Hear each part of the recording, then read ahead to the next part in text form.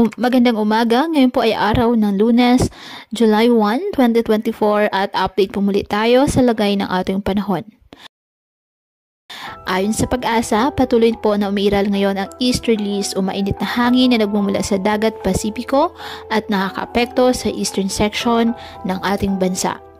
Wala pong bagyo o low pressure area na minomonitor sa loob at labas ng Philippine Area of Responsibility na maaaring makaapekto sa lagay ng panahon. Ngayong araw, asahan ang maulap na kalangitan na may kalat-kalat na pag-ulan at thunderstorms sa Davao Region dahil po sa easterlies. Ang South Cotabato, Sultan Kudarat, Sarangani, Basilan, Sulu at Tawi-Tawi, asahan din po ang maulap na kalangitan na may kalat-kalat na pag-ulan at thunderstorms dahil naman po sa umiiral na Intertropical Convergence Zone.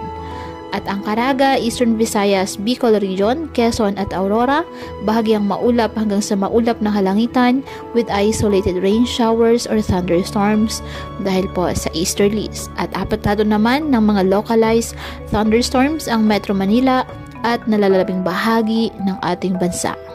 Kaya patuloy pa rin natin na pinag-iingat ang ating mga kababayan sa banta po ng mga posibilidad ng pagbaha at pagguho ng lupa, lalo na kapag may malalakas na ulan.